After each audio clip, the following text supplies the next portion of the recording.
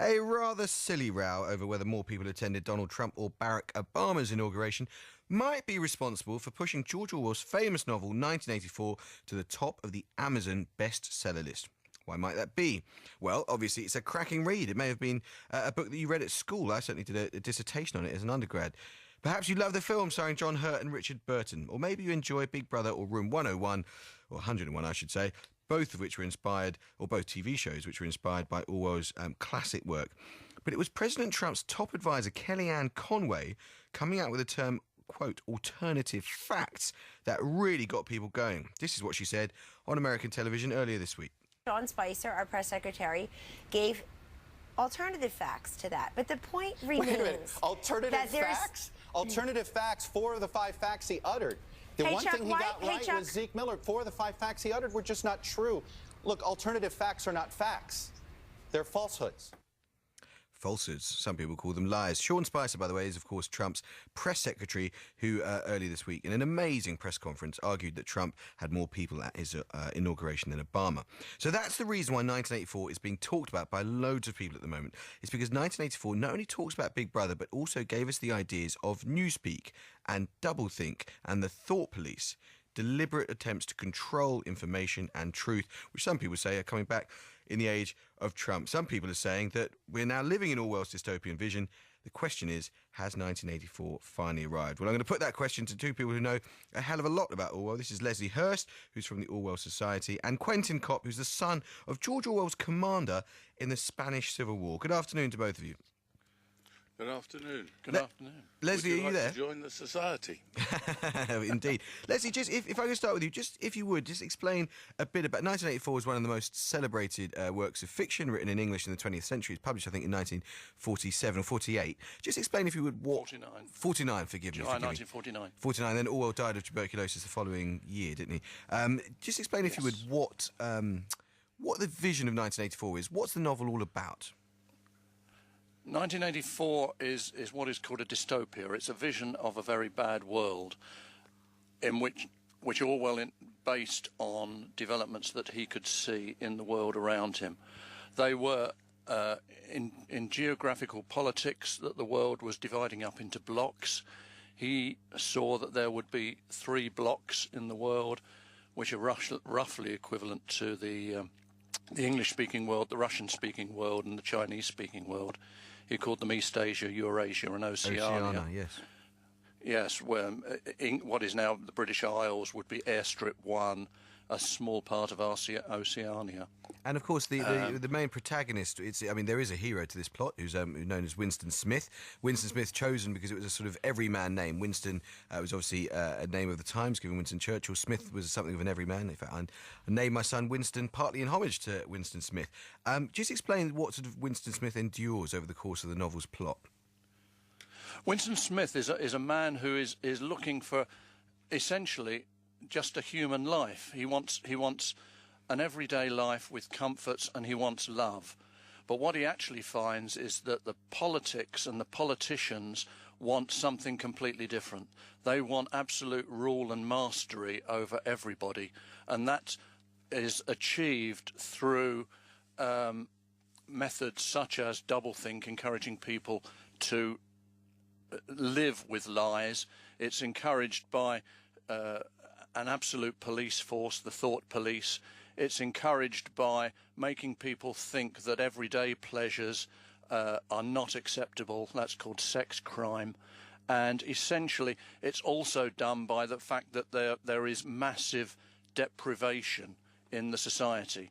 The world could be producing fantastic products, and in fact it does produce fantastic products. The trouble is that they're either abused by being used, for instance, in bugging equipment, telescreens and super weapons, but simultaneously those weapons and telescreens are either being used to abuse people, or they're being used for destructive war to ensure that there is no product which can satisfy the common person. And it was, so of course, it's what So forgive me, Leslie. It was, of course, I mean, the point about 1984, a deeply political novel, was that, like other dystopian novels, whether it's Aldous Huxley's Brave New World or Yevgeny Zamyatin's We, which is a great novel written, I think, in the late 1920s by a Russian writer, these dystopias are warnings, aren't they? And they're warnings about a future world from someone who's lived in a grim time. And Orwell, who died very young, lived through 2 world wars, and this was really a warning against totalitarianism. And before we come on to Trump and the fact this is all in the news now, I just want to ask you, Quentin Kopp, what totalitarianism is and why Orwell warned us against it. It's about a government wishing to totally control the lives of its citizens. We have it in extreme form in North Korea. Currently, you see Turkey trying to move that way, and a lot of it is to do with the control of language, and that was very much what 1984 was about. Words were progressively changed and removed from the language systematically to make a very limited vocabulary. If you limit people's vocabulary, you limit their ability to think. If you limit their ability to think, they can't fight back. And the thing about, just before we come on to that's what we need to see. Indeed, and the thing about just before we come to the comparisons with Trump, which is really why we're talking about this today, or Donald Trump's America, just one of the points about Orwell's life and one of the points about 1984 was you always have the drumbeat of war in the background, don't you? That war is a permanent feature. Conflict, this idea of an external enemy, is a constant feature of Winston Smith's world, just as it was of George Orwell's world. And to what extent do the sort of totalitarian systems, if you like, depend on this idea of constant war to help control people, the need to identify an enemy so as to make people do things you want them to do? Well, governments, you go back a long time, children in England were told to behave themselves or Boney would come and get them. Governments like to create fear. I remember visiting a Polish manufacturing plant in the course of my work, not long after the end of the Cold War, and they showed me round this plant and showed me the bunkers. And I said, what did you have those for? Well, we were told you were about to come. Well, we were told 4 minutes and, kiss your nether parts goodbye. Yes. Governments like to keep people in fear, and that tendency is exaggerated in a totalitarian state. Okay, you mentioned governments like to control people, they like to keep people in fear, and that this Orwell really was chronicling a fight over information and thought and truth. What do you guys, as people who are extremely well versed in Orwell's literature, his canon, what do you guys see as the parallels between Orwell and, dare I say it, the new American president and his administration? Well, if you take what he is trying to do, he is trying to control the press. You'll have seen today's Guardian that senior journalists have been charged with the biggest bang of the book they can get because they were covering the demonstrations on Inauguration Day.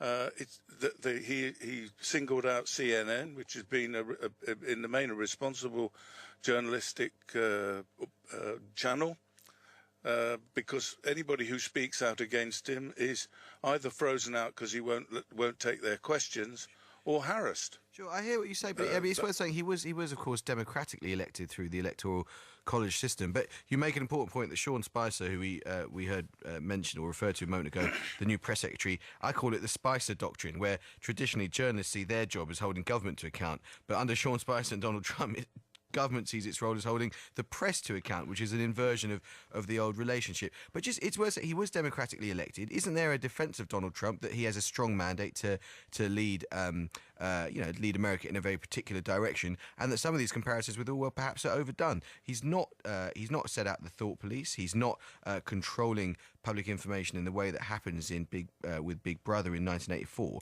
Do you think there's a danger that sometimes we do see Donald Trump as a totalitarian, whereas actually he's a democratically elected 45th president of the United States? Well, if I could come in at that point, sure. I think you're right. We shouldn't imagine that Donald Trump now is Big Brother, but you can read 1984 and see identified many of the potential abuses to which he could subject his people and subject the rest of the world, and you can also identify some of the means by which he would do it. I was thinking that in some ways Trump's use of tweeting, for instance, is very a constant stream of information from one direction is very similar, for instance, to the way that the telescreens are constantly broadcasting information to the world of Winston Smith. Indeed. Now, they're not the same thing, but they are a good introduction to the idea of looking at these things and of challenging them. Indeed. And Quentin, just explain why you and Leslie are your point. Forgive me.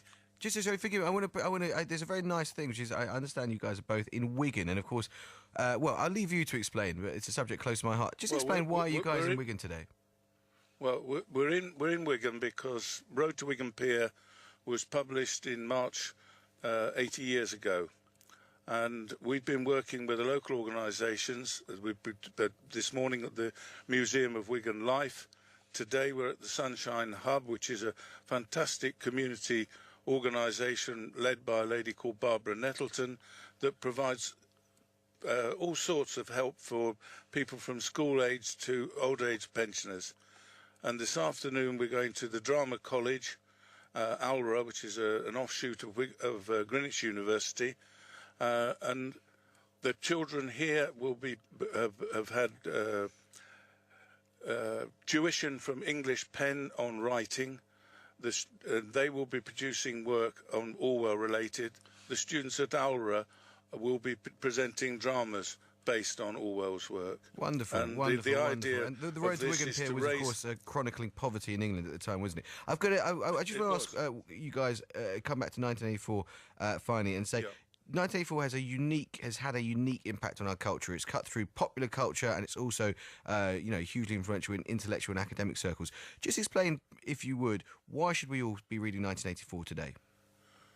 Because exactly what Les said, the dystopia has been written as a warning. You're quite right to say we can easily overstate what Trump is doing and what he's about. He was democratically elected, but then lots of people get democratically elected and then progressively change to something that perhaps people might not have elected. Yes, indeed. And I've got a feeling that's the warning with 1984. We always, if you be a responsible citizen in a democracy,